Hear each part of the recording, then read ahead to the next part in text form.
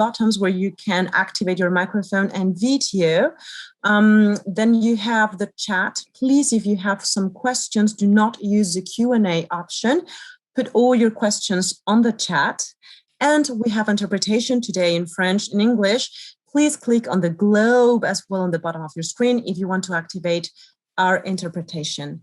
Thank you very much for coming today. And it's my delight to welcome you all. I'm Suzanne Grant-Lewis. I'm the director of UNESCO's International Institute for Educational Planning. And I'm very pleased so many of you are with us today for this first in a series of webinars on the use of learning assessment data in planning processes. We're going to share with you a few. This is what I looked like before I was really tired from COVID. Moving on to the next slide. Clearly, there's more learning data available to countries than ever before. But we started asking a few years back, to what purpose? How is it being used? Who has access to the learning data? Is it feeding into the policy planning and management processes that IEP focuses on and building capacity across the world? So this research is a really wonderful opportunity for us to, and we have put together a webinar series, 3 parts. And the objective of the series is twofold, really to share the findings from this research and to discuss the main obstacles for use of learning assessment data and lessons learned on how to improve their use. So in our first webinar, which you're with us for today, we're focused on the use of learning data in the education planning cycle, modalities and obstacles. Then we will go on to, when we're next together in session 2, to talk about assessment policies, institutional settings for the use of learning assessment data. And in our third in the series, we'll focus on actors' interaction and the use of learning data. So you're getting the picture. It's all about the use of learning assessment data. And we're delighted that you're with us, and we do hope that you will be with us for all 3 seminars. Next slide. So here we are on this first effort, and I'll be introducing those on the program. I would also like to mention that although USAID has been, IAP has been leading this project, but we've been really delighted to collaborate with USAID in the research that was done in Ghana and Senegal. So I just want to give a little shout out to Elena Walls if she's with us today. Next slide. So let me introduce who we have speaking today. First, we're going to be focused on Sub-Saharan Africa. So we're going to hear from Yeva Radner and our colleague Tumaina Koimapisi.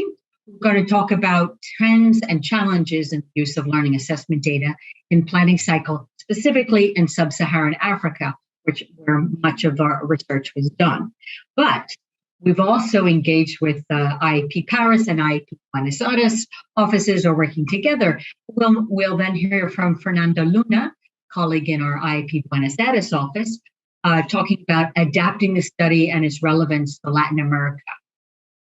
Our third panelist is our dear colleague from Ghana, who is in the UNESCO Category 2 Institute. So he's going to talk about the use of learning assessment data in Ghana.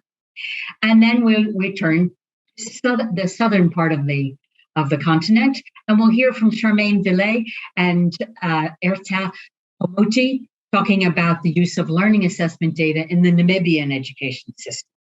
And finally, we're really delighted to have Ramya Vivekanandam from GPE talking about GPE support to learning assessment systems and barriers that countries face.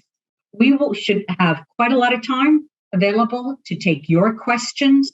Please be sure that you're putting them into the Q&A section. And I will, at that point, our colleague who runs the IEP Learning Portal, Lynn Sargent, will be moderating that discussion. Please be sure that you're following online, tweeting your observations, etc., at IAP, and you can find many of us on, in Twitter. So at this point, it's my real pleasure to pass it on to the microphone to Yeva and to Maïn. Over to you. Thank you very much. So, hello everyone, and we are really very happy to share with you today the results from the IIP study on the use of learning assessment data. And in today's presentation, together with Sumanaya, we are going first to turn back to the rationale and background of this project before we dive directly and we explore its main findings. So why did we start this project? And as Sue has already mentioned, there have been a couple of reasons in our thinking. Multiple reports show just how acute the learning crisis is around the world, but more specifically in sub-Saharan Africa. And the measurement of learning outcomes indeed feature a lot in these discussions, not only to measure the extent of this issue, but also to find possible solutions. And indeed, there have been more and more large-scale assessments conducted all around the world, but more specifically in middle and low-income countries, and especially in sub-Saharan Africa, and there is more of this data available.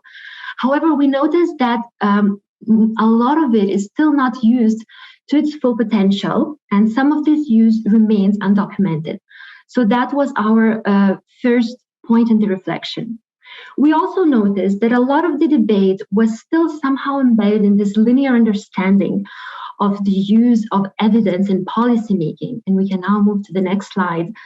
And we saw that there was still somehow this assumption that as long as there is good learning data available, then policymakers will pick it up and use it for policy and planning.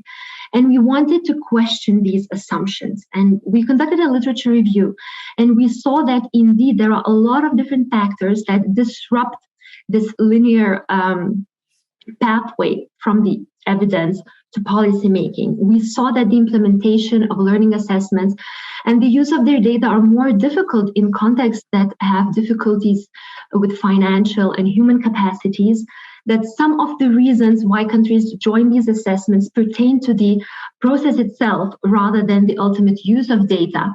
And finally, that actors' interactions are actually very important in policy making and the use of assessment results. So we wanted to dive into these more dynamic factors, and we wanted to explore them in more depth, and this is why we created this project. So this study was implemented in 6 countries, and I'm very happy that we will hear from almost all of them throughout the series. And it's very important to mention that we focus on a specific type of assessment. We looked at large-scale regional, national, and international assessments, as well as EGMA, and citizen-led assessments. And also, we sometimes looked at how the use of this specific information interacted with the use of other data, such as, for example, examination results. We used mostly qualitative methodology and conducted interviews, focus group discussions, as well as observations in each of these countries with an ultimate general objective to generate context-specific knowledge and support countries in the use of this data in the planning cycle, and more specifically, to provide guidance on more sustainable improvement in the use of learning data. Our research was guided by 3 main questions, and you will see how we respond to each of them throughout this series. The first question that is related to the regulatory framework will be addressed in the second webinar, whereas today we will focus on our findings on this second research question that wanted to know how countries use learning data in the planning cycle. And we will also start looking at the factors that lead to the observed use of learning data. We will start this discussion today, but it will really go also throughout the webinar 2 and 3. Yes, so you can see that for this project, we use the planning cycle as our conceptual framework. And it's important to mention that we use a simplified version of the planning cycle. And these planning processes indeed has become a prominent sequence of processes in many countries. And this is why it was particularly relevant for us to analyze the use of data specifically in this context, especially as IIP is involved in many of these phases. And also, each of these phases has very often formalized into a strategic programming document that we also analyze, and will present our results on that. So before we explore our questions, we would like to hear from you. And here a poll question should pop out on your screen. And we would like to know, in which phase of the planning cycle do you think learning assessment data most frequently inform in your country? And you can now see 4 phases that were on the screen: the education sector analysis, education sector plan preparation, implementation, monitoring, and evaluation. And if you feel that actually planning processes do not really define the way education systems are managed in your country, please just select the non-relevant option. We just give you a second here to respond before we can see your results on the screen.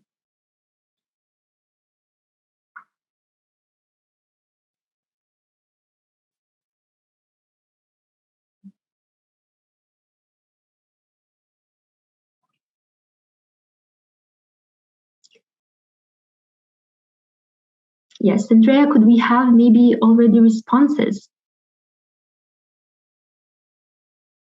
Yes, these are indeed very interesting answers, and we see that education sector analysis is indeed on top of the list, followed by monitoring and evaluation, and then education sector plan preparation, which indeed to a certain extent mirrors our findings. So I think we can now move to the education sector analysis. And it was an important document for us to analyze because education sector analysis is often a reference document for the education sector plan preparation. And what we saw that indeed learning assessment data are very often referenced in these documents and present generally low learning outcomes and are used to illustrate these generally poor learning outcomes, and is presented in quite a descriptive way that nevertheless provides very important information, such as student results disaggregated by proficiency levels and also some socioeconomic factors.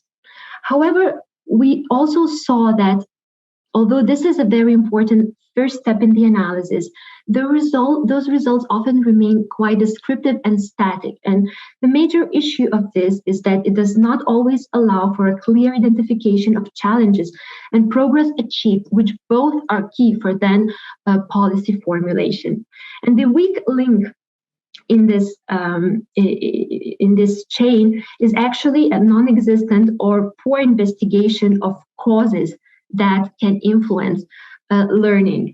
And we noticed that this analysis was indeed quite weak in some of the education sector analysis, which results in a situation where often education sector analysis provides a good basis for a general overview, but it is a much weaker basis for a more specific policy guidance. However, I must mention that this was not the case for all the documents that we noted, that we analyzed, and indeed in Guinea and the Gambia, the authors proceeded with this more in-depth analysis, and that indeed became a stronger basis for the policy formulation afterwards. I think we can now move to the education sector plan preparation that was really at the heart of our study, and we spent a lot of time in the interviews trying to understand dynamics behind this. And what we first of all understood is that this is an inherently challenging exercise to follow this pathway from evidence to policy making, because there are so many other things, of course, that intervene in the process, and because we had to rely also on interviews to reconstruct that. But we did see that learning assessment data have much higher chances to provide general orientations for the education sector, as for instance, the expansion of early childhood education or some other general guidance. But it was much more difficult to trace how policies or initiatives to trace specific policies or initiatives that have been produced as a direct result of research findings from these studies. And indeed, in the interviews, we could see that interviewees would often say how important learning data are to understand the health of the education sector, and that it raises questions and fosters discussions. But it was more difficult for them to indicate specific policies that were then informed. And this is indeed an interesting finding, and there have been some exceptions to that, specifically when it came to certain assessment and certain policies, and Manaya will see more about this. And also we saw that there have been higher chances for the learning data to inform a specific policy when there was an external project that was ready to finance that initiative afterwards. And another important finding that we had was that education sector plans indeed pay a lot of attention to the expansion and strengthening of assessments themselves, which indeed is very important. And we know that countries also have to demonstrate these improvements in order to receive program implementation grants. However, what we also notice is that less attention is paid than to mechanisms to improve the use of this data. And that's an interesting finding that should receive more attention in the future. I will now give the floor to Manaya that will continue with the planning cycle into implementation. Merci beaucoup, Eva. Donc, la phase suivante du cycle de planification que nous allons aborder est la mise en œuvre. Thank you, Eva. The next phase is the implementation phase, and this phase consists in defining the activities which will be implemented to translate the vision of the education sector plan, and we have not found a lot of information at the central level, but most of the use of the assessment data is done at the decentralized level in the implementation of the national plan. So the modalities to use these plans and the assessment data will lead us to look at the target setting, the development of school strategies, the teacher professional development. And it is also interesting to note that most of these use modalities are allowed based on assessment data concerning the population of students all over the country. This is not the case in all countries, but we have noted that the trend was to use the exam trends and the central data because they give information with a lot of detailed information, which will allow us to have information about individual students. Gambia is an interesting example when it comes to the use of the assessment data, learning assessment data by the decentralized level. And here on the slide, you have some sort of map in Banjul, in the region number 1. This map is produced by the planning department for all the schools and will include information such as the performance of the school, the national evaluation, as well as the GBC exams. And these performances will be compared with the sources of information available in the school, as well as the performances of the other schools in the district or the country. And the first objective of this map is to inform the community and the parents and the students who will see this map during the annual meetings. It will be used as a basis for the education, and the community and the parents will be able to discuss set objectives, targets, and develop school improvement plans. The last phase we will see is the monitoring and evaluation phase, which will allow us to make sure that the activities were carried out as planned and that the set targets were achieved. It is actually the phase which is most informed by assessment data, learning data, contrary to what we found in the poll. And this data will allow us to set targets and baselines and also to report on the progress made so far. Another result which is quite interesting in this survey is that indicators based on learning assessment data in these education sector plans have increased in numbers and are more complex. For instance, in Senegal, you have the variation rate for the scores. In Gambia, the number of students who were successful during the test. But in most cases, general scores, average general scores will be used. And an important data is that even if these indicators using learning assessment data are often present in the different results, and very often the information is not given because of the discontinuity in assessment administration, which of course does not allow an efficient monitoring of these indicators in time. Before we move on to the policies and activities informed by the learning assessment data, I would like to have your opinion through this question, just to know, according to you, what are the policies and activities you think which are the most often informed by assessment data? And please look at the different answers here and select two of them or more amongst the answers proposed here. So you're given a few minutes to answer the question.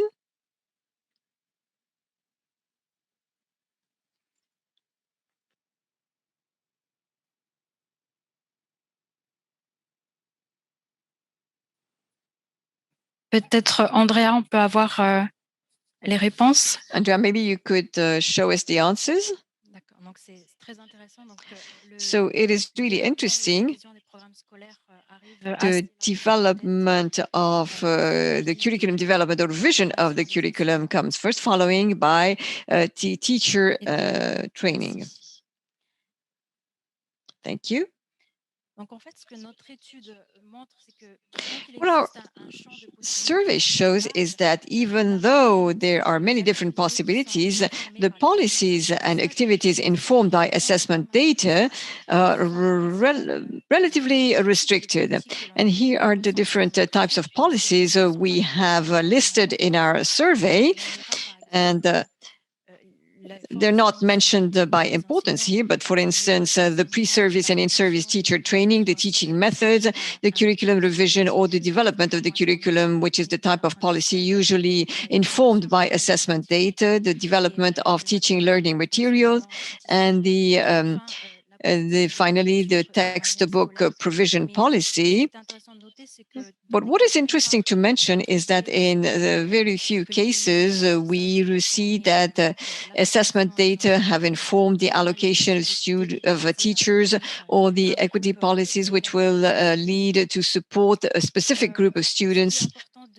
What is important to note here is that out of all these policies mentioned here, EGRA seems to have more influence, and documents make reference to EGRA. It is difficult to explain why there is a preference for EGRA, but what we know is that EGRA very often is an integral part of projects aiming at improving reading skills. This one might be quite important. For instance, in Senegal, you have a project called Reading for All. In Guinea,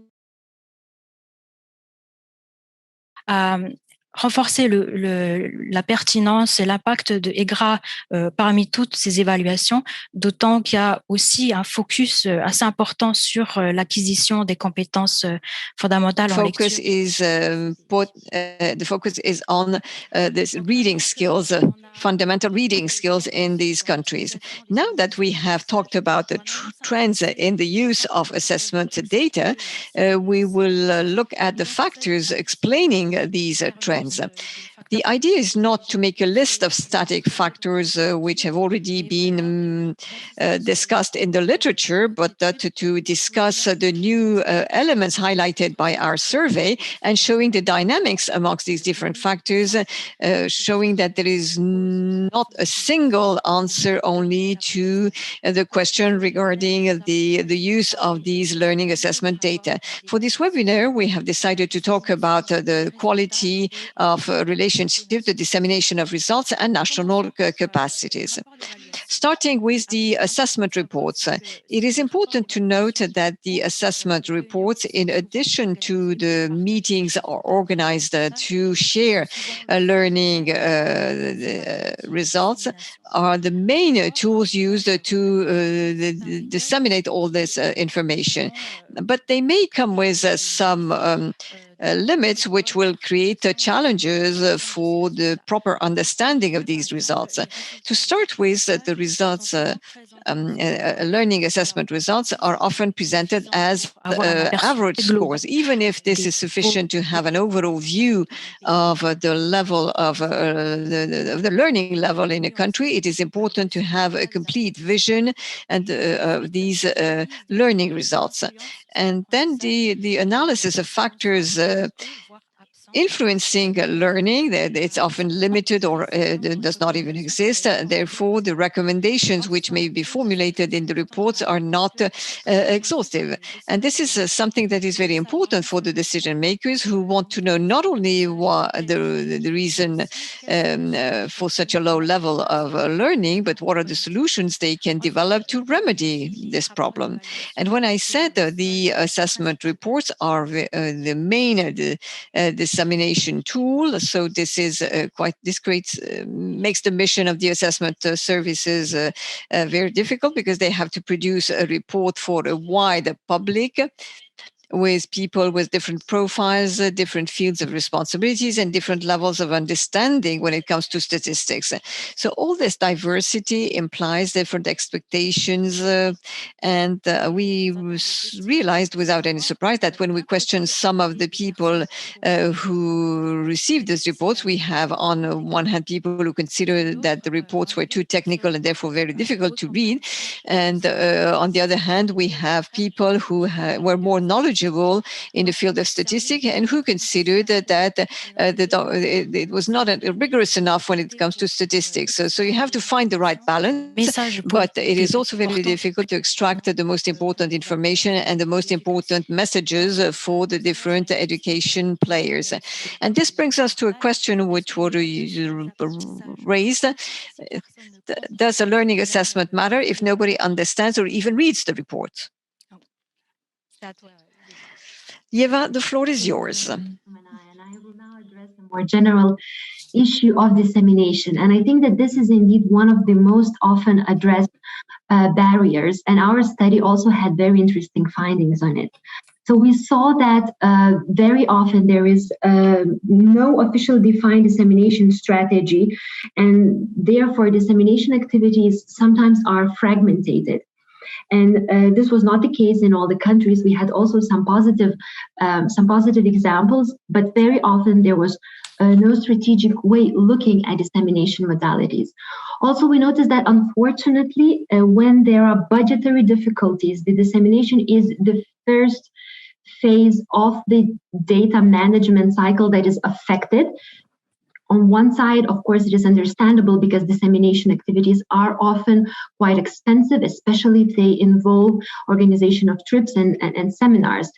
But on the other hand, it is also very, very important for the accessibility of this information.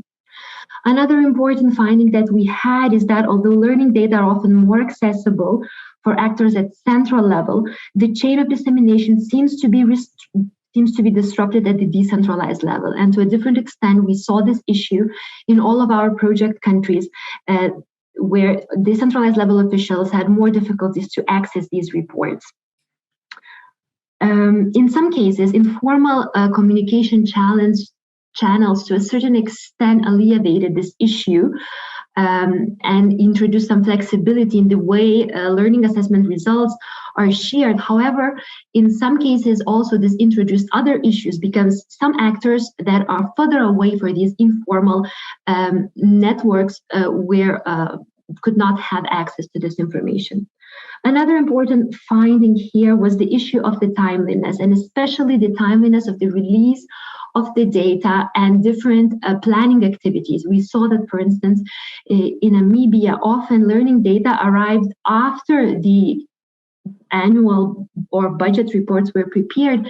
And in this case, it caused an issue for the use of learning assessment data. And sometimes different actors had to turn to other available information, such as examination results. And this was also the issue sometimes in other countries.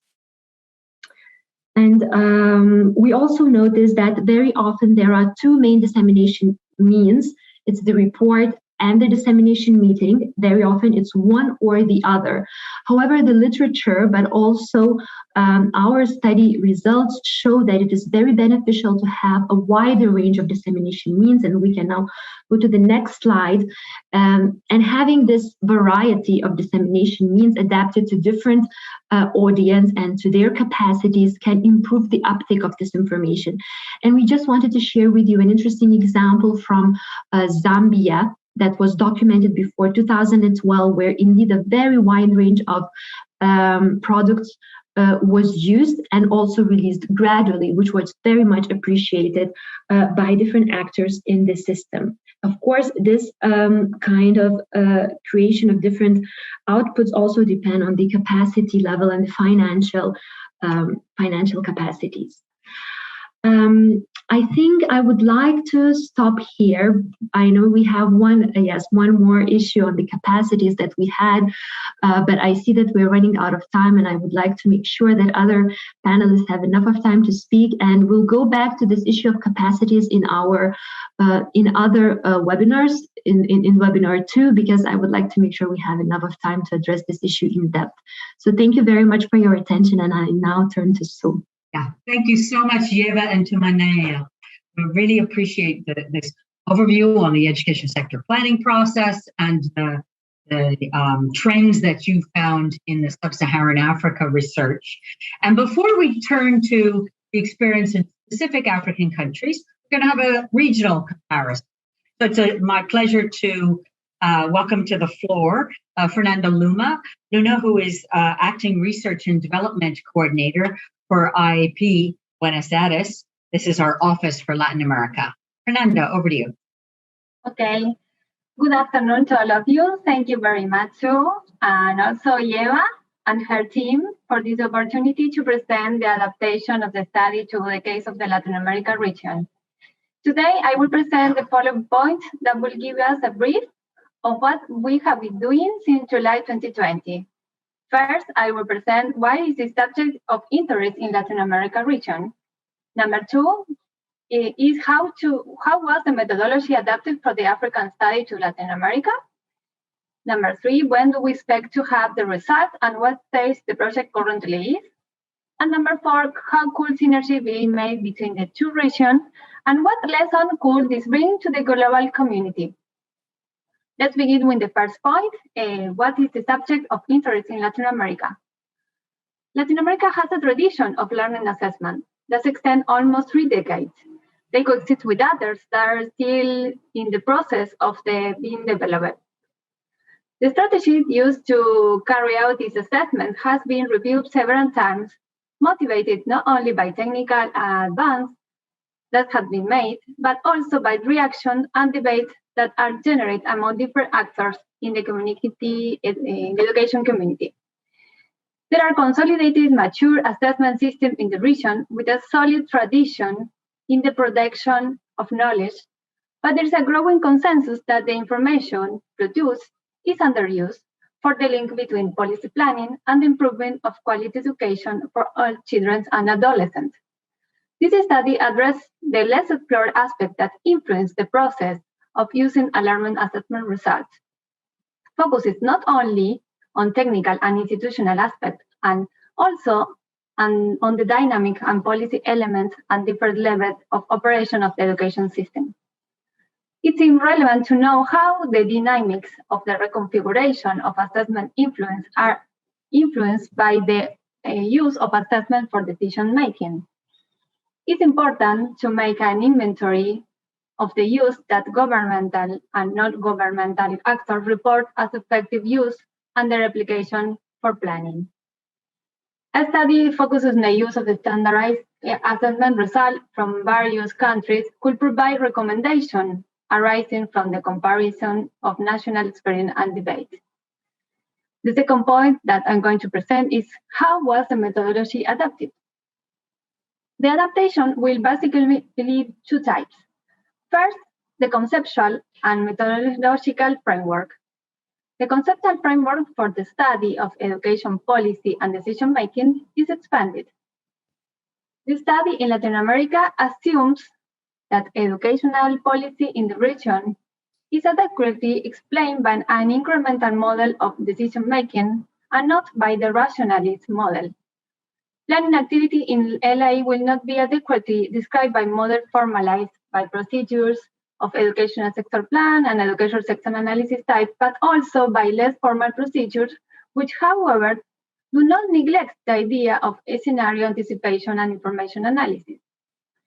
Another point is that the study pays attention to the information ecosystem. It assumes that evaluation results are used in conjunction with other statistical indicators. In this sense, the measurement of the integration of information systems and indicators is a way of understanding the use of evaluation results and their limitations.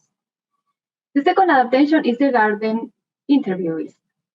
The selection of interview profiles was adapted to organizational structure of the national ministry. Civil society actors with specific profiles were included among the interviewees, and the figure of the international partners was excluded. As you know, part of the interviewees are the policymakers and ex-government staff. Given the recent process of change in government administration in two countries, Argentina and Uruguay, former government staff who could account for recent practice were included. Members of civil society organizations also are influential actors in the public discussion stand in Latin America.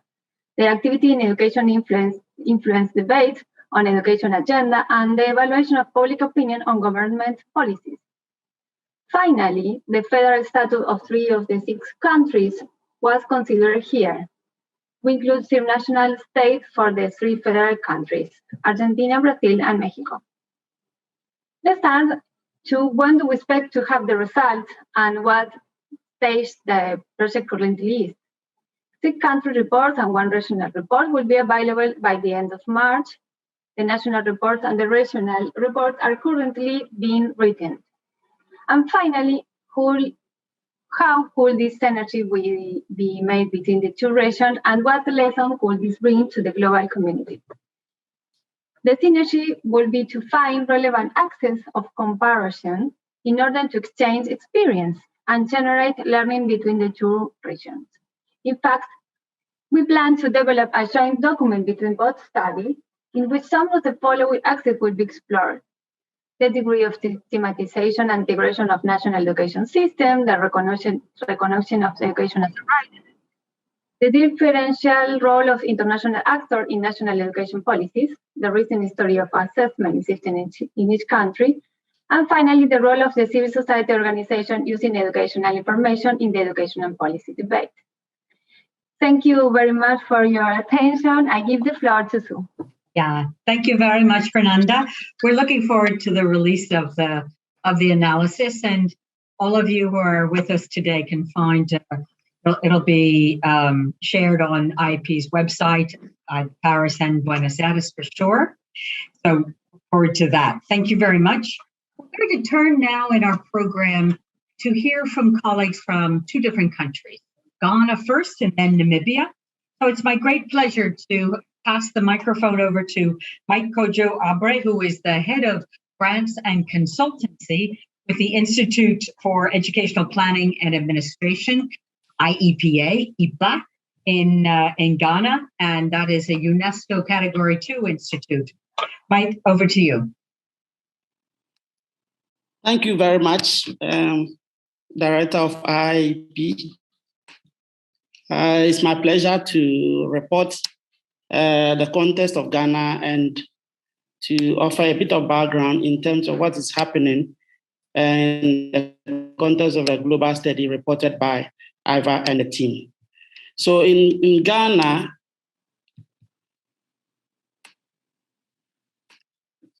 sure. So in Ghana, I think a bit of context information will be very important here. The first thing to note is from 2019, the Ghana government has taken it upon itself to make sure that there is data for it to be able to enhance and improve on its programming. And so in 2020, the study around learning assessment data was just right in time.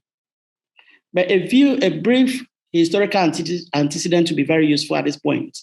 The first having to do with the fact that the ideas around learning assessment data came into the country around 1990s, where USAID supported program on criterion reference test, which was actually financed by the World Bank, came to being. Thereafter, other sources of learning assessment data came in. The first one I can report is the trends in international mathematics and science, which Ghana participated in 2003, 2007, and 2011. Performance have not been that good, but the last one Ghana participated was in 2011. In terms of national education assessment, the idea to project that became strong in the year 2004. And consequently, 2005 through 2007, 8, 9, 2011, 2013, up to 18, Ghana has participated and undertaken national education assessment. Also, EGRA-EGMA has occurred at least twice for 2013 and 2015. One key feature about all these is that it's really supported by external inflows. And so the idea of continuity, given when external inflows cut, is unsure.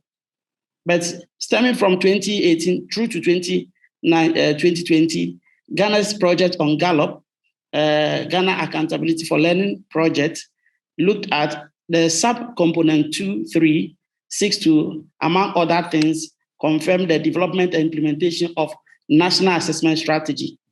To that end, a number of things have been done to make synergy possible in terms of linking other data sources to a more comprehensive piece where mobile report card, MS information, HRMIs, school mapping, inspection, assessment, student tracking, as well as other data sources that have common nodes can be linked together.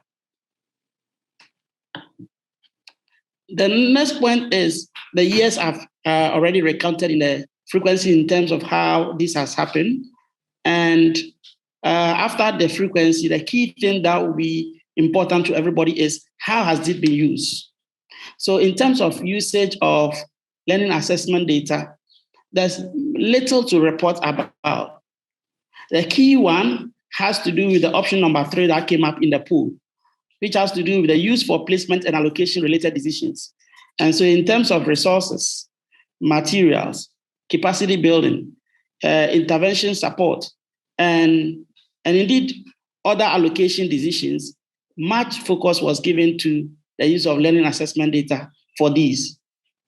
Also, it provides relevant information on the overall system of learning for performance.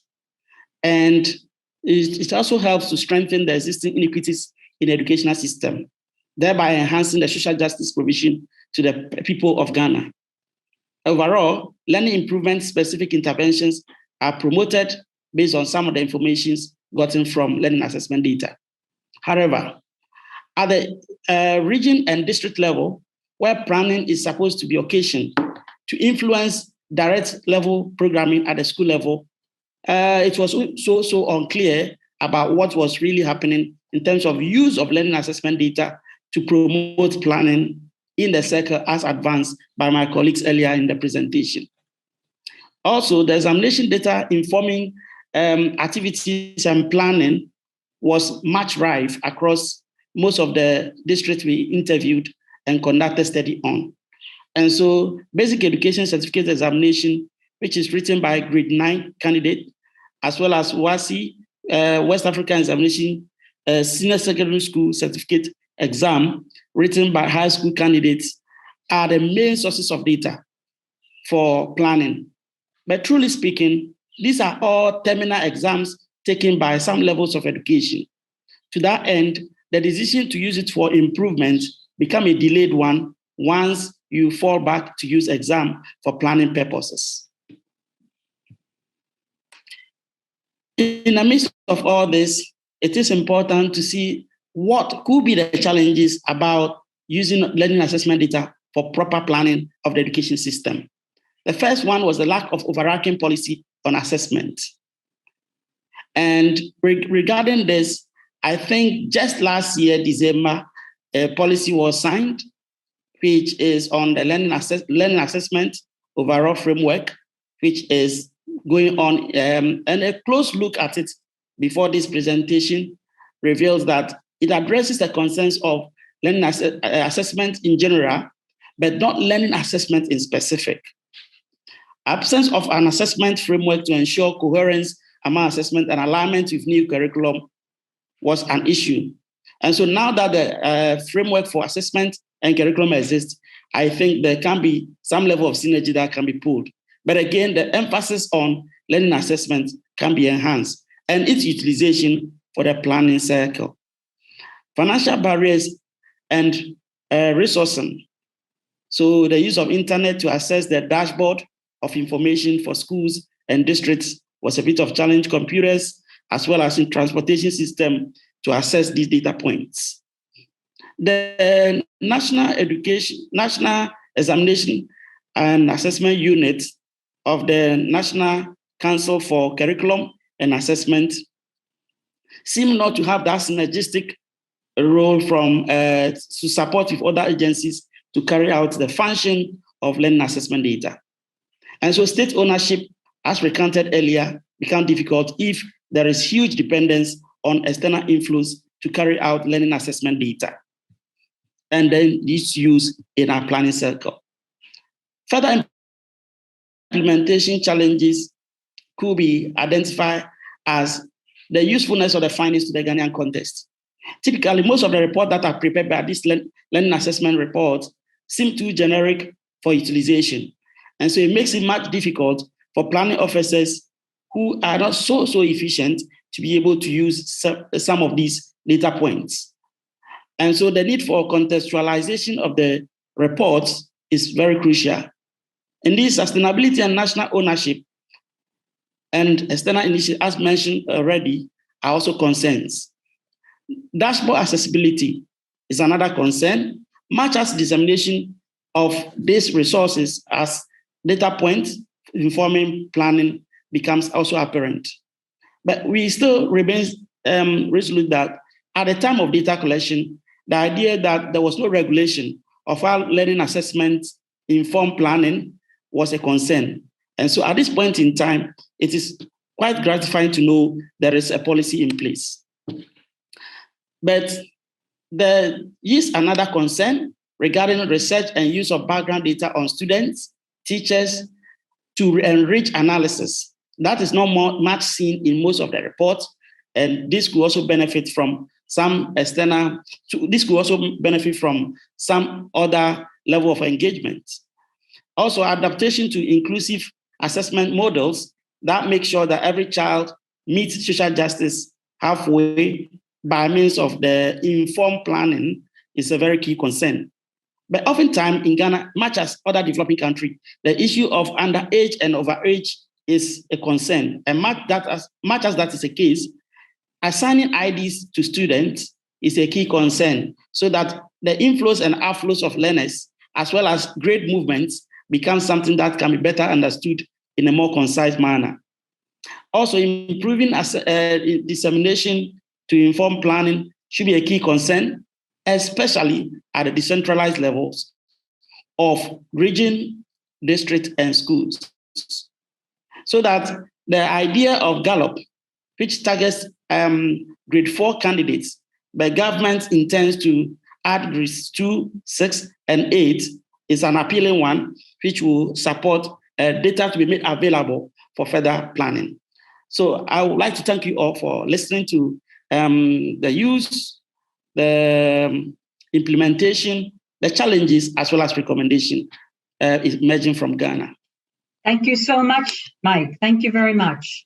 And just a reminder to all of you that we are taking comments, questions in the Q&A as well as in the chat, and those are being monitored, and we'll get to as many as we can when the presentations are finished. It's my pleasure now to turn to the Namibia situation, and we have the pleasure of hearing from two colleagues from the University of Namibia, Charmaine Villette, who is the Dean of the Faculty of Education, and Herta Pamuti, who's Senior Lecturer there. Over to you, please. Thank you very much for the opportunity.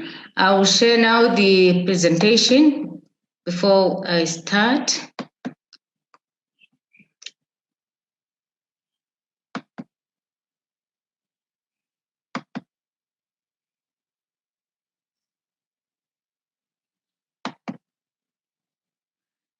Thank you again.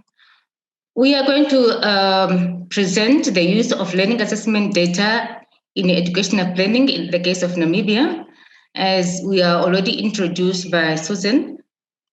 I will start straight away to say that our presentation outline focused on 3 learning assessments implemented in Namibia: the use of learning data in the phases of educational planning cycle in Namibia, and then the main barriers in the use of learning data observed in Namibia. The 3 learning assessments which are implemented in Namibia, we have National Standardized Achievement Test, which is conducted in grade 5 and 7. And then we have Southern and Eastern African Consortium for Monitoring Educational Quality, SACMEC, carried out or conducted in grade 6. And then the third one, Early Grade Reading Assessment, EGRA, and this is conducted in grade 2, 3, and 4. The use of learning assessment data in the planning cycle. I'll start with sector analysis. We based our finding on the Ministry Sector Analysis document 2017, and we found that NSET result has been used to analyze overall changes in education learning outcomes since 2009, and actually since that day that it was implemented, that's NSET.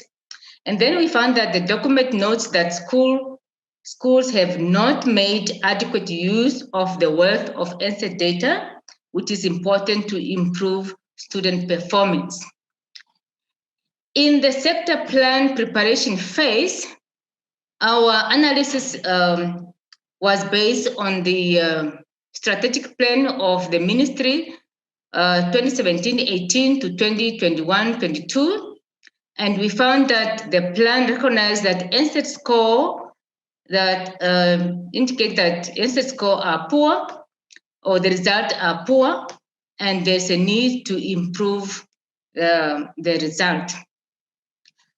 And also we found that the NSET and SACMEC data was indicated that it used or it influenced the plan, but we found it difficult to really identify the policy which informed them.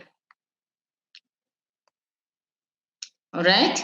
And then in the implementation plan, implementation phase, we found that the result informed regional education plans, allowing regional officers to track overall progress and inform school when they plan for remedial activities. That's one. And another one, we find that NSET and EGRA data used for the development and revision of curriculum, as well as for teacher continuous professional development programs. While the NSET and SACMEC data, we found that they are not used to full potential in planning activities, such as resource planning at both central and regional level. In the phase of monitoring and evaluation, we also look at the monitoring and evaluation framework of the Ministry of Education 2017-18, 2021-22. We found that there are baseline which are there in the target relating to learner performance in NSET. And then we also find that the annual plan of regional directorate include plans for NSET, and it includes NSET indicators, and these are reported by the regional officers. In the fourth National Development Plan, the NDP4, we found that it includes the NSET data to monitor progress in students' performance on student learning. Now I'm turning to the barrier. The barrier that we identify or that we find in our study is that there is an absence of a comprehensive national assessment policy. Namibia does not have a comprehensive national policy that defines the purpose, the use of learning assessment data, the data dissemination strategy, and how assessment, learning assessment linked to other assessments. And then we find that there are different documents that outline the use of learning assessment data, but it's difficult for the users, such as educational planners, inspector of education, educational officers, school principal, and teachers, really to have a common understanding of the role of learning assessments. Then the other barrier that we find is that there is a lack of linkage between learning assessment data and other sets, as well as lack of linkage between learning assessment data and the background contextual information on factors that may influence student learning. So especially the case of NSET data, we found that NSET data analysis is not linked to SECMEC data or to examination data or data contained in the Educational Management Information System known as EMIS. Those were not linked together. And again, we also find out that the NSET data analysis lacks linkage with various or with variables such as socioeconomic issues, infrastructure, teachers, teacher training, teaching and learning material, and sanitary condition. These are the factors that we think that might influence student learning. And we argue that learning assessment data should be actually linked to other variables that affect student learning, and that could better influence planning decisions such as allocation more physical, financial, and human resource to certain groups or areas. The other issue or the other barrier is about untimely release of learning assessment data. SACMEC, for example, we found that assessments were not administered regularly, the data were not analyzed on time, it was delayed, and by releasing the data late, it really makes it difficult for the user to have updated results and therefore will be able to use them for planning activities. And then the other one is, other barrier is insufficient resources, financial and human, to sustain learning assessment in Namibia. EGRA was not conducted again after its initial implementation, meaning that it was only implemented once. NSET was not conducted in 2019 due to budgetary constraints. And then we also find that difficulties were experienced with SACMEC assessment implementation due to outdated software license, insufficient funding for training. And lastly, we found that there is a lack of linkages among learning assessments in terms of their design, development, and implementation. Meaning that we found that each learning assessment was designed, developed, and implemented in isolation from one another or another data set. This means that you find that SACMEC was designed differently. NSET was designed differently, implemented differently, and EGRA also. So we also find that both NSET, for example, and SACMEC focus on primary education, but there is no linkage between the two assessments. And we argue that this would have enabled them to complement each other for better utilization of the learning assessment data. And I thank you. Thank you very much, Herta. Thank you, Charmaine. We know you're there. Également Charmaine, car nous savons que vous êtes là avec Herta. And I'm just checking because I was hearing French on the English channel. So I'm really pleased that we've had an opportunity to hear from both Ghana and Namibia. And now we're going global again, as we did in the opening presentation. And I'd like to turn the microphone over to our dear friend Ramya Vivekanandram, who's the Senior Education Specialist and Thematic Lead for Teaching and Learning at the Global Partnership for Education Secretariat. Ramya, over to you. Great. Thank you so much, Sue. And thanks so much to IIEP for the invitation to join this webinar. I hope that everybody can see my presentation.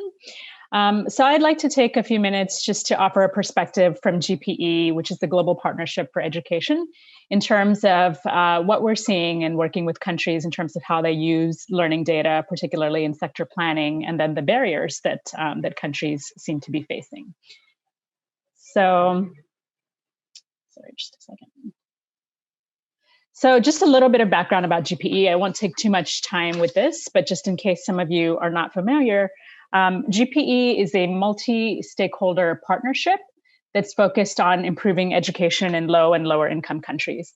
So at present, we're working with around 76 partner countries. And so the partnership is really between these countries, but also with donor governments, with international organizations such as UNESCO, UNICEF, the World Bank, but also crucially civil society organizations and teachers associations, the private sector and private foundations as well. And it's really the shared commitment or this collective in terms of helping countries to strengthen their education systems and to deliver quality learning to more girls and boys. So we're currently working under a new strategy that was recently adopted by our board called the GPE 2025. And the vision for this strategy is really a quality education for every child. And so we are also starting to roll out a new operating model in terms of how we will be working with countries, which is a little bit different from what we've done in past years.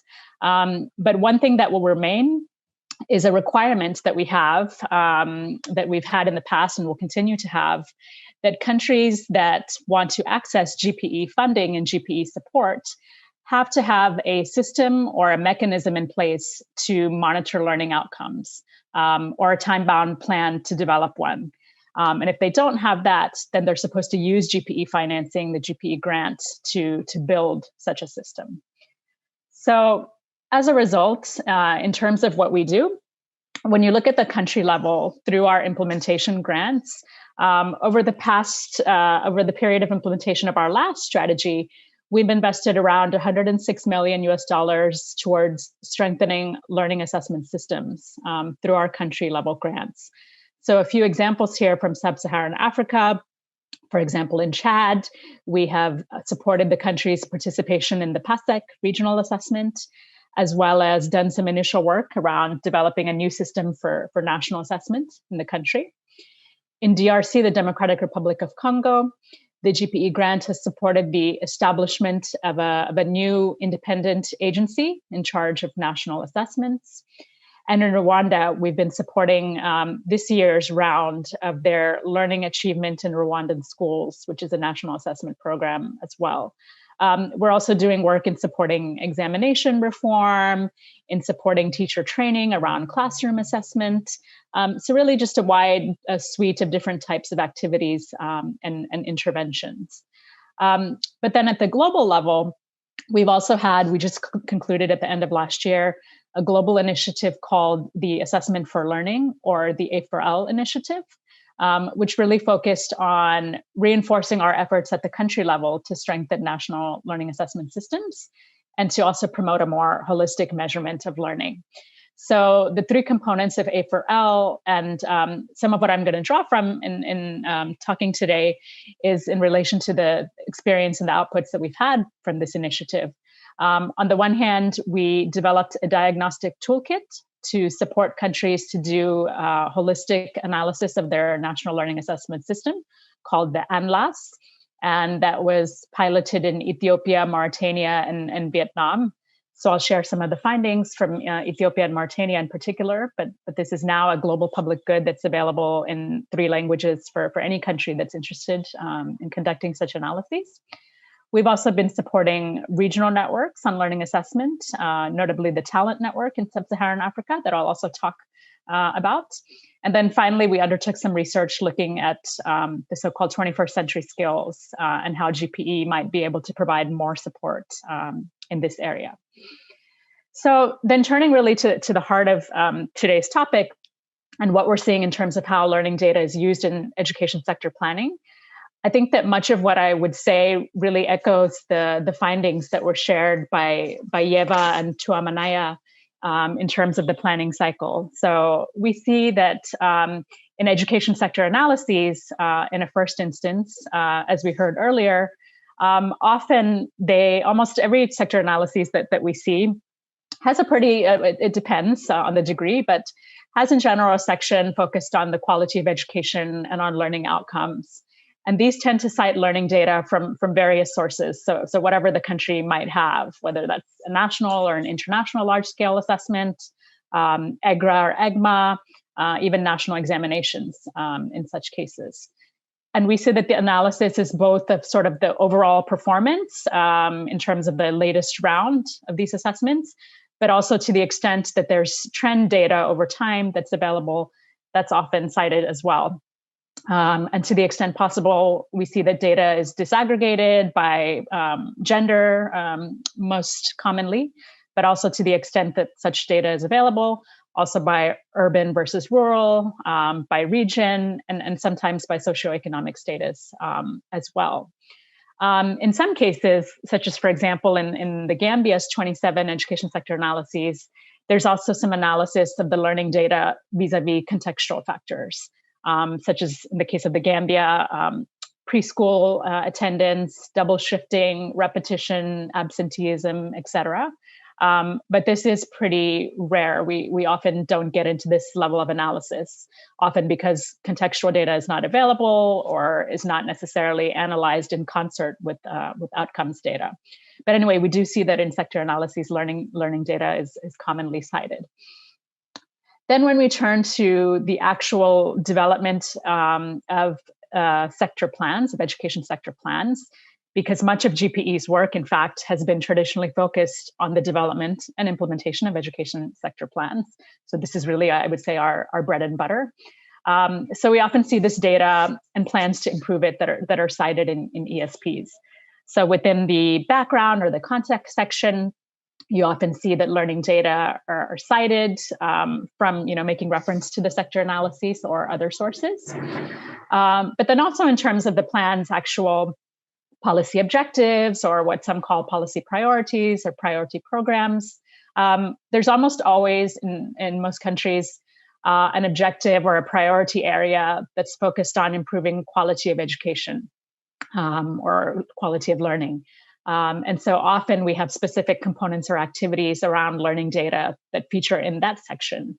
But then in some other countries, it might be under a broader section focused on sector monitoring. So it just depends on how the sector plan is organized. But we see that specific programs or plans, strategies are flagged within the sector plan. So in Guinea, for example, there's a reference to regular conduct of standardized evaluations. In Ghana's current sector plan, there's a reference to strengthening learning assessment agencies under the Ministry of Education. So definitely, different types of strategies and plans are cited. And then I think also very interestingly, when we look at the actual indicators that are established for that sector plan, key performance indicators, sector indicators, or perhaps more at a programmatic level, we often see that there is an emphasis on improving learning outcomes. So there are specific indicators in terms of improving performance in the case of the Gambia here, on their national assessment, as well as their EGRA and the West African certification examination. So these are included specifically in the results framework for the sector plan. And there are milestones and targets that are established. Then turning then to the implementation phase. So in terms of how the sector plans are implemented, of course, there's funding from governments, but there's also funding from different development partners, including GPE through what were previously known as our implementation grants. And over 90% of these, as I mentioned before, a good number have supported activities such as the ones that I gave a few examples of in terms of learning assessment or EMIS. Also for GPE, interestingly, we also offer what we call results-based financing, in that our grants have had both a fixed as well as a variable tranche. And some countries, such as, for example, DRC and Djibouti, have actually established disbursement indicators that are predicated on improved learning outcomes. So in the case of DRC, for example, they specifically said that over 4 years, there had to be a 10% increase in reading performance for grade 2 and 4 pupils for that additional tranche to be dispersed, along with some other results-based indicators. So that's also something that we see in some of our countries that we're supporting. And then lastly, I think crucially, in the phase of sector dialogue, monitoring and evaluation through different means, including through joint sector reviews, which we really encourage our partner countries to organize at a regular frequency. To the extent that learning data is flagged as a priority area within sector plans, then we see that focus is there also in terms of monitoring and evaluation. And if there's specific milestone and targets that are established, then that's all the more so. But again, it really varies from country to country. So this is what we're seeing, I think, overall in terms of sector planning. But then just honing in on some of the barriers, here I'd like to cite some work that our A4L grant supported through our support to the Talent Network, which is a regional network on learning assessment that is coordinated by the UNESCO office in Dakar. And they recently published a report looking at this issue, in fact, at the effective use of large-scale learning assessment to improve learning outcomes and education system reforms. And so this study, which focused on 10 countries in sub-Saharan Africa, if I'm not mistaken, cited some of the key barriers. And I think that we've heard this with the other panelists and what they've shared. A general lack of evidence culture and ownership, specifically underuse of large-scale learning assessment results, perhaps in comparison to other types of assessment data, a lack of integration across different assessment types, slow release of results, poor institutional linkages. And I think in some countries, we still have this tension between the goals of access and getting all children into school versus their actual learning within schools. So those were some of the barriers that were specifically flagged in this report, and I think are echoed by the inputs that we've heard from other colleagues today. But then also, and this is really my last slide, but just to conclude, as I mentioned, we also through the AFREL initiative developed this toolkit for countries to do comprehensive analysis of their learning assessment system as a whole. And one of the key areas of focus was around the capacity to use assessment data. So in the 2 pilot countries, first of all, in Ethiopia, the country felt that they had made some strides, definitely, in this regard, but improvements could still be made. So their capacity to use assessment data was rated as being only partly achieved. And they cited a specific challenge around around dissemination and using assessment results, particularly vis-a-vis formative evaluation or formative assessment, such as what happens at the school and classroom level. And they recommended some specific measures to address this, including capacity building for education officials, but also training on statistical software and on enhancing the capacity of EMIS to make linkages with learning data, which I think is a crucial point. And then Mauritania, the other pilot country that we worked with in Sub-Saharan Africa, their capacity to use assessment data was rated by the team, the national team, as actually not achieved. So substantial improvements being needed. And again, they cited that key stakeholders don't necessarily have the capacity, and that logistical means to actually make use of the data are also lacking. So they really flagged the need for additional capacity building, for specific training around different aspects of the assessment cycle. So to conclude, I would say overall, I mean, our work at the global level and in Sub-Saharan Africa in particular, I think has really echoed what our other speakers have told us today in terms of the need to really reinforce capacity, to build a culture of evidence, and to make sure that learning data actually responds to the key policy questions and concerns of policymakers, and that it's provided in a way such that it's actually readily accessible and usable and can feed into broader sector policy dialogue. So this is certainly our perspective from GPE. So I'll stop there and would be happy to answer any questions. Thank you so much, Ramya. It's clear that there are a lot of synergies, certainly a lot of common interests, and it's good that we are all talking together to advance a common agenda here. I would like to now turn it over to my colleague, Lynn Sargent, who has the unenviable task of trying to make sense of, pull out some of the compelling questions and comments that have been made. We'll probably focus on questions, but Lynn, over to you to moderate the conversation. Thanks. Okay, thank you, Sue. And we've had a lot of questions both asked in the Q&A and in the chat function. We've tried to put them into kind of a thematic order, regrouping the same themes together. So my first question relates to issues of dissemination and communication, which has been asked by a number of the attendees. And I'd like to ask the questions to Yeva, to Mait and Charmaine as well. So three different questions. In order to disseminate and use results, do you have to define a communication objective from the beginning? And a note that all assessments must communicate to different professionals working at different phases of educational planning. And a further question on, when looking at dissemination methods, have you thought about communities that are mostly illiterate, but are key actors in supporting schools?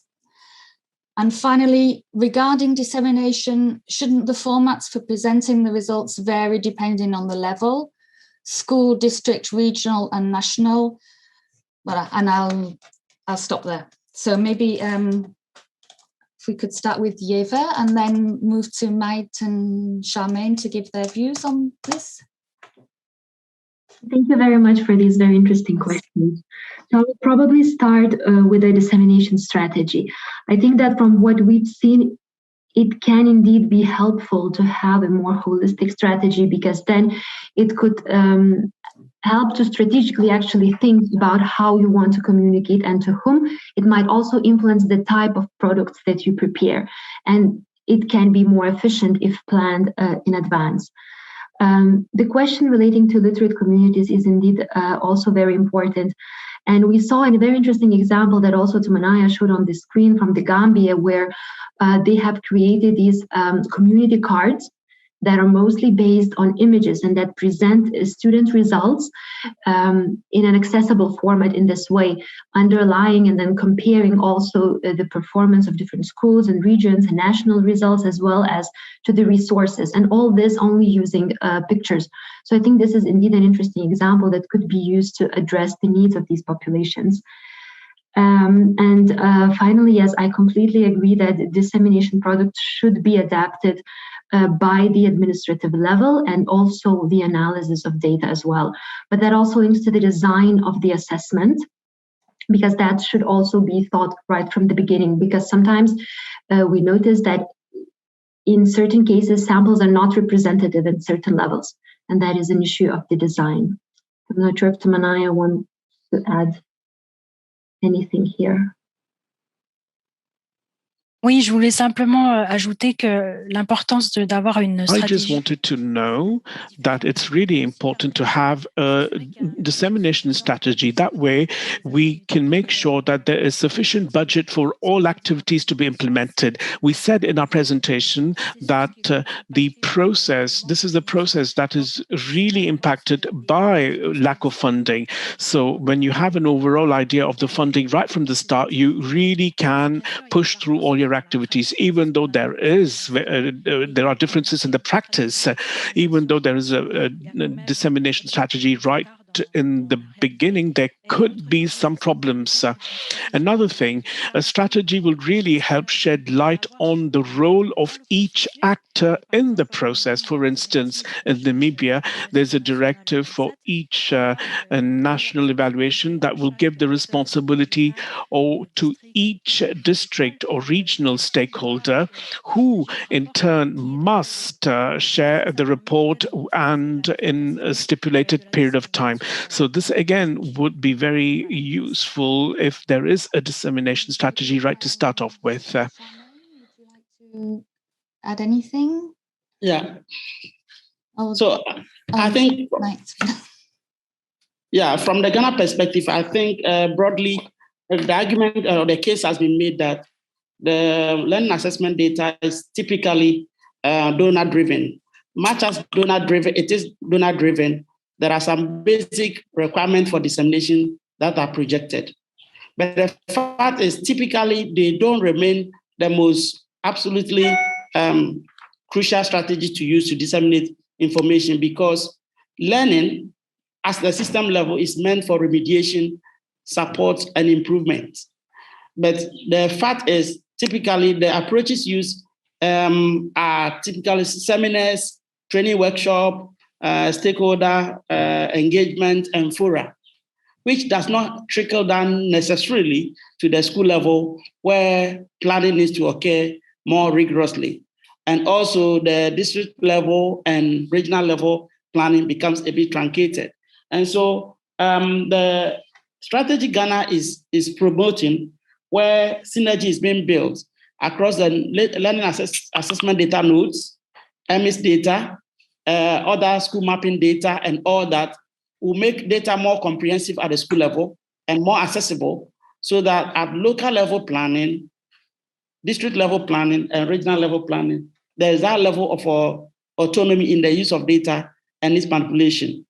Again, there's another trouble having to do with the fact that there's external inflow or support for disseminating these findings means that ownership becomes a trouble.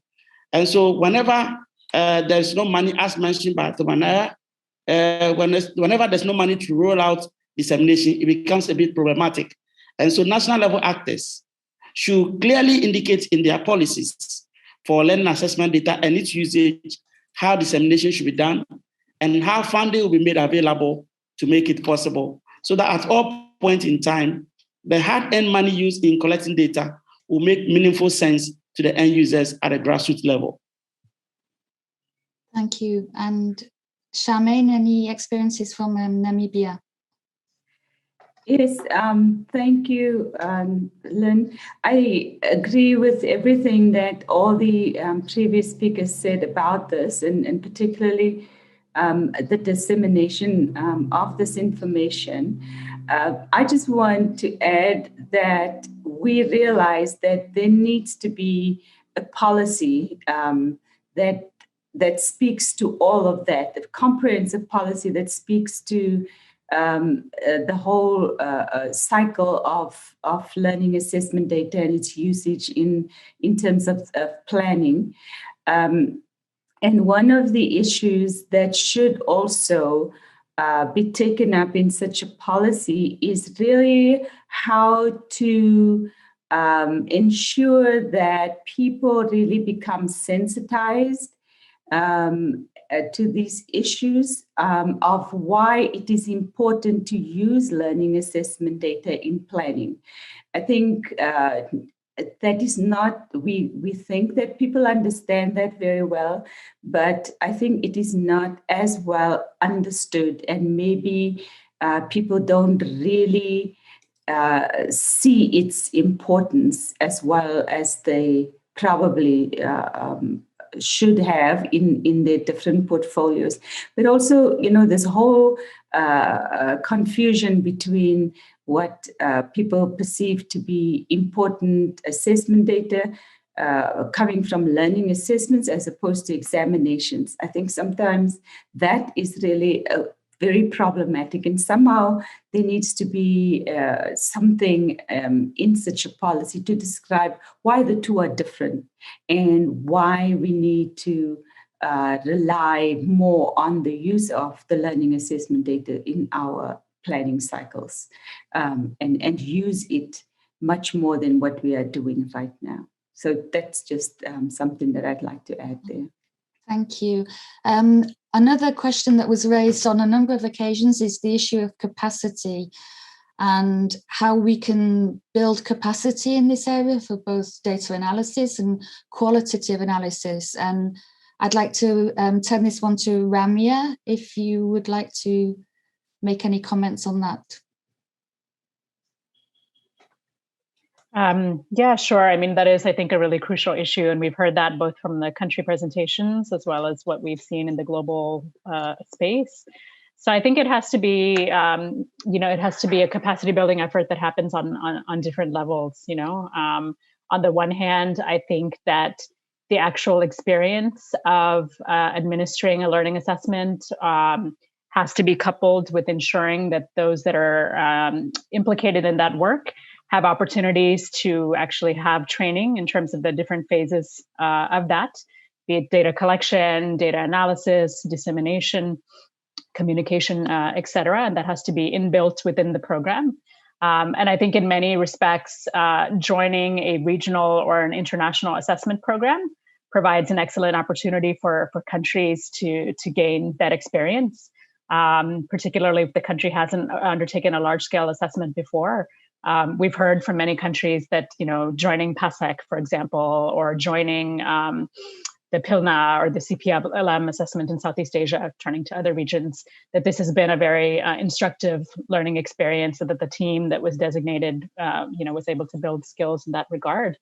But I think it's also an issue of trying to see how we can facilitate access by particularly our friends from lower income countries to more broader training that exists in the area around working with data and data analyses, because there's different providers certainly at the global level, I think, but often the means are restricted. So I think particularly those of us who are working as development partners, we have to see what we can do to better facilitate that access. Okay, thank you. So we just have 1 minute left, and I have just to say that all your questions will be answered. We have an online discussion space that's you have the link in the chat, but we can share it again to all the people who have registered, and there's a chance to ask your questions there as well. Just maybe one very quick final question for Yeva and Fernanda. The question is, which common questions have arisen from the comparative studies, and how can scholars interested in this topic contribute to shed light to some of these issues in these or other regions? So some thoughts on that. Yes, thank you very much. So we're actually now thinking about how we can link the results from the Sub-Saharan African region to Latin American region and have more global conclusions and maybe some similarities or common lessons. So this is definitely it's a plan for the future, and I will make sure to let you know how we proceed with this. I'm not sure if Fernanda would like to add anything. Okay, yes. As we said, we are planning to develop a joint document between the both studies, and we have been discussing some different axes that we want to explore. But we are waiting for the result of the study of Latin America. So we are going to give more information about that in the next weeks. Okay, thank you. I'm going to turn it back to Sue, please, to conclude the session. Okay. Thank you. Thanks very much, Lynn. Well, first, it is a pleasure to have all of you with us today. Thank you very much for being with us. And a reminder, we hope you'll be with us for the next 2 weeks on the 23rd of March, when we'll have the second session of this 3-part webinar series. Next week, we'll be addressing assessment policies and institutional settings for the use of learning assessment data.